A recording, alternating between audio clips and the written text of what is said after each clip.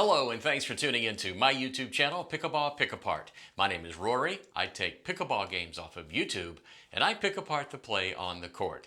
Watching my videos will help make you a better pickleball player. In this video, a viewer who asked me to pick apart his game. It's a classic example of what happens when one team is just better than the other team. This is a tournament game for players 3.0 plus.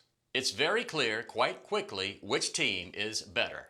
In my opinion, one team is 3.0, the other team 3.5 or maybe better.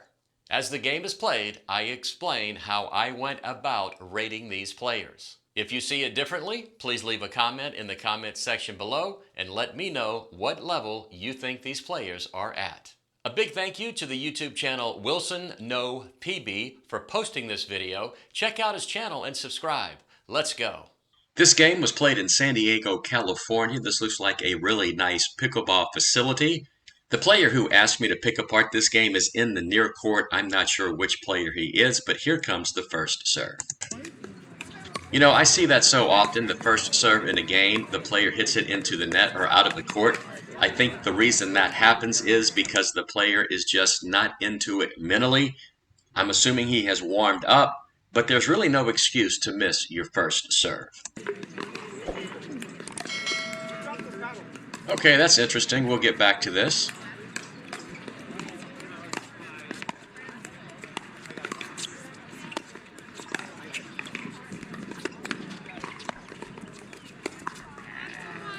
Okay, that was the second point of the game, and something happened that I want to point out, and here's what it is.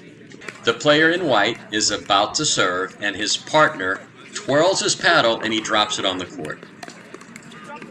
This player returns the serve, and he says he dropped his paddle. Is that a fault? The answer is no, it is not. It is not considered a fault if you drop anything on your side of the court, including your paddle. Now, if the item lands on the opponent's court, it is a fault. And if the item lands in the non-volley zone as a result of a volley, it is a fault as well. But in that instance, that was not a fault, and the point should have continued like it did.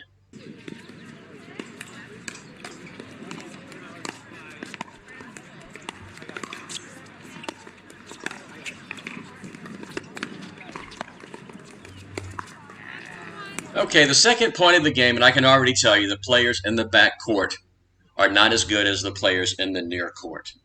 And the reason why is because of the way they hit the ball. The player in white, he is trying to help the ball up. His forehand is really kind of weird. Instead of trying to put topspin on it, he's hitting up on the ball, kind of like a golfer would do when they're trying to help get the ball in the air.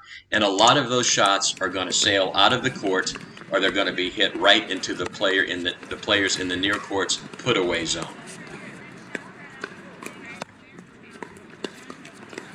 Okay, that was just hit into the net.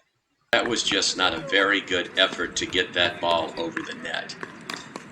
That's a really good serve there. Drive it really hard. Oh, he kind of pity-patted it. Oh, did you see that scorpion?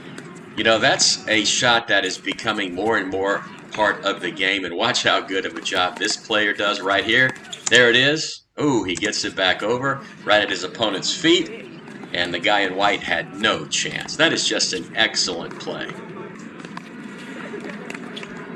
That's out of the court. That's another unforced error. I think that's 2 balls that have been hit out of the court so far. See how he's trying to help that ball up? That's a backhand flick at the non-volley zone. That's a very difficult shot for a player of his ability, and that sailed like 5 feet out of the court. I just happen to think that a backhand flick is an advanced play.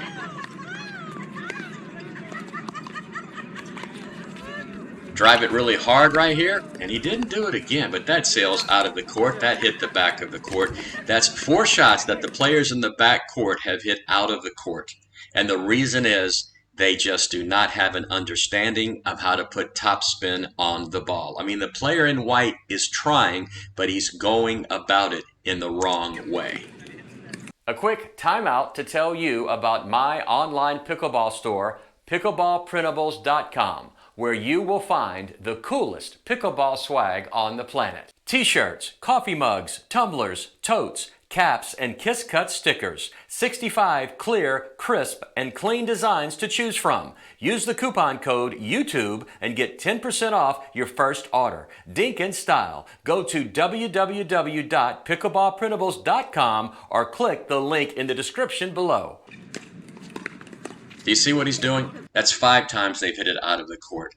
He's trying to put topspin on it, but his body is kind of jumping up, and the ball just flies off of his paddle. He has very little control with what he is doing. Because of that, he's a 3.0 player, and if he doesn't figure it out, he will never advance in skill level. And that's just a full swing right over the player's head. That's 6 balls out of the court now, and they're going to change sides as the game is being played to 11. I think it's 6-0. And to be honest, the players in the backcourt are really not doing anything exceptional. And a lot of times that's what you've got to do. You just got to keep the ball over the net and in the court and let your opponents just make mistake after mistake after mistake. That's 7 unforced errors now. The players in the backcourt are at least 3.5, and they really have not had to do much to get out to a 6 or 7-1 lead. Got him. The players in the backcourt had an opportunity to win this point, but they blew it. Let me show you what happened here. He should have taken that out of the air right there. Instead, he let it bounce, and then he pops it up, and the player in black put it away. So nice job by him putting the ball away when he was given the opportunity, but that should have been the players in the backcourt's point. So that was much better. Okay, so quite obvious. Watch what happens. Instead of taking this ball out of the air, he lets the ball bounce. He backs up to hit it, and the ball just eats him up. Got behind him, hit it right into the net. He should have taken that ball out of the air.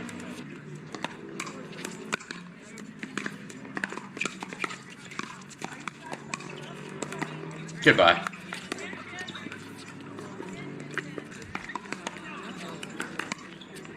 It's a good return.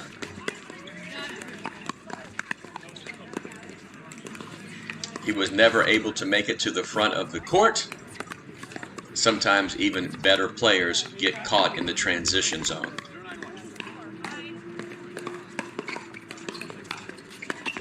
All right, he drove it that time with some authority, but his opponents were just waiting for it. He moved up. They hit it right down the middle, which was a very, very good shot.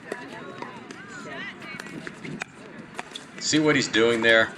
That was just an interesting forehand, and for the most part, it does not work. That time he was able to overpower his opponent, as his opponent knocked it out of the court. Right when they get a little momentum, the player cannot get his serve into the court. It's a good shot there. See how he's trying to lift the ball up and help it? And again, he hit that ball when he was backing up. That's the second time he has done that. See that? He jumps up, and I'm not really sure what he did it again. Look at his hand motion. One thing that I can tell you he's doing improperly is he has that frying pan grip. He has his index finger up on the paddle, and he just has a very, very difficult time controlling the ball. That is the game. The players in the backcourt win by the score of 11-1. So there you have it. Almost a pickle, but not quite. The losing team was simply outclassed by the winning team. Let me know what you think by leaving a comment in the comment section below. That's it from Pickleball Pick Apart. I really hope you learned something from watching this video, and if you did, I hope you take the time to like it, subscribe to my channel, and click the notification bell so you'll be notified when I post a new video. This is Rory saying, as always, thanks for watching, and see you on the court.